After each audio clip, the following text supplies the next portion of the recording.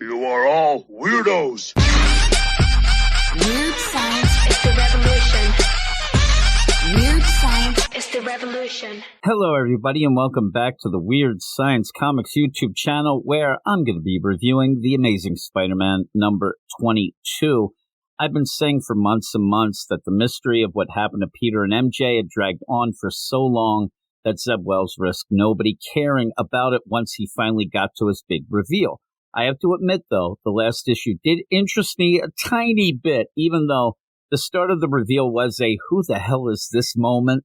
Zeb Wells' Benjamin Rabin story from 2008's Amazing Spider-Man 555 to 557 was okay, but I haven't seen it on many "you've got to read this Spidey story" list. And while I don't mind a writer reaching back into its own catalog for story beats and continuations, it almost feels egotistical of Wells to think that the reveal was worth a 20-issue wait. So, am I excited about all this after this issue?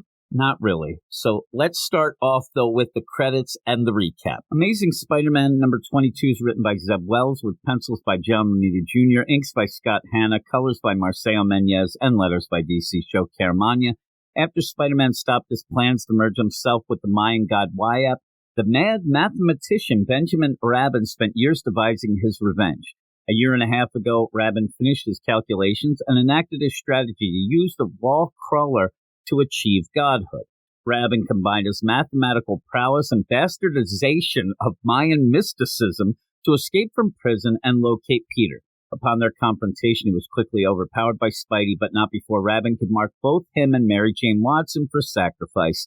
When their marks were in place, Peter and MJ were transported to an apocalyptic version of New York City. And even that, that recap just is a bunch of hooey. I'm telling you right now, everything is spinning around in your heads. And the idea that we're talking about a mad mathematician who's using the bastardization of Mayan mysticism and his math, that's not that good a story. That is not very exciting. That is not anything that I'm really interested in. But it's up to Zeb Wells to make it interesting, to make it worth reading. And I don't think he does in this issue, because once we start getting the mumbo jumbo of this math and Mayan nonsense, it makes me just want to throw the thing out the window and go do something else. But here we go. We're going to go into this. You can kind of tell how this is going to go, I think. But let's get into the whole deal. So here's what's going on in the issue. It opens up with Norman Osborn recognizing the Scribble Man on the news and knowing that Peter is in danger. Of course, that's a job for the Gold Goblin, but we are reminded that it is illegal to dress up as a hero in New York City still. And really? Is it really? Because we haven't really dealt with that much. This has been so hit and miss with this nonsense of, oh my God, no costumed heroes in New York City. Pretty much, you're not going to be able to have books then. So stop it. Stop just willy-nilly throwing it out there whenever you want somebody to. All this is so that Norman will not be able to help, probably. The idea that Gold Goblin now will be hampered in trying to do something or trying to help, but we'll see. But after an awkward scene to also remind everyone that Kamala Khan is in this book for some reason, we head back to the post-apocalyptic New York City where Peter and MJ found themselves at the end of last issue. They fight a robo-dino, which is, it's not as good as it sounds, until they're saved by Paul. And maybe I'm a dummy, but I keep losing track that we are 1 year in the past, so they don't know Paul yet. And really, do any of us truly know Paul? Well, Zeb Wells gives us some information here, but watching Paul explain the techno-pseudo-science of symbols is not very exciting. Even though Paul says it's intoxicating to him, seriously, Paul has to get out more. I guess it's interesting enough to find out that Paul did work with Rabin in the past, as we swipe away to see Rabin himself hanging out, washing his face, and talking to Wyatt, the ancient Mayan god. You see, back in Zeb Wells' first story, Spidey stopped the unholy communion of these two, but now Rabin is trying to make it right. This time he has marked the sun blood for sacrifice, and when Wyatt hears that, he laughs like he just heard the best knock-knock joke ever. I mean, seriously? And I don't know if people still tell knock-knock jokes anymore. I think they might be a thing of the past. Back with Peter, Paul, and Mary Jane, Peter conveniently fixes a dimensional travel device, and for the rest of the issue, we get a back and forth of who will use it. Both Peter and MJ want the other one to use it, but in the end, it's Peter who gets pushed through the portal. The whole time, though, I wondered, why can't you both just go? Just open up the portal and both step in and out you go. I don't know, but why did they push Peter through the portal at the end?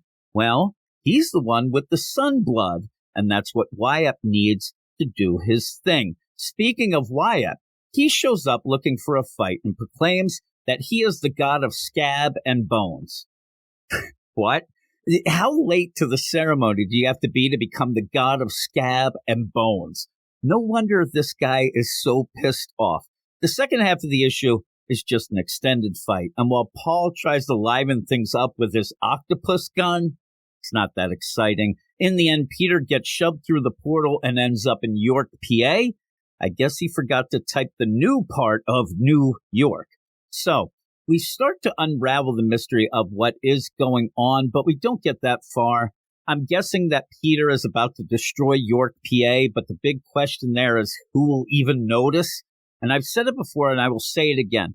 The best thing about York, PA is that it's not Scranton.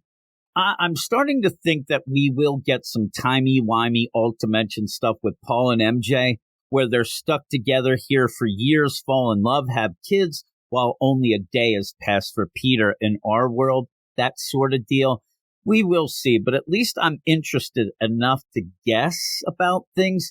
Interested enough, though, is not really a ringing endorsement. I found this issue pretty boring overall. I could care less about Rabin and Wyatt. I'm here to see what happened to Peter and MJ, and I was hoping to enjoy the story that gets us there along the way.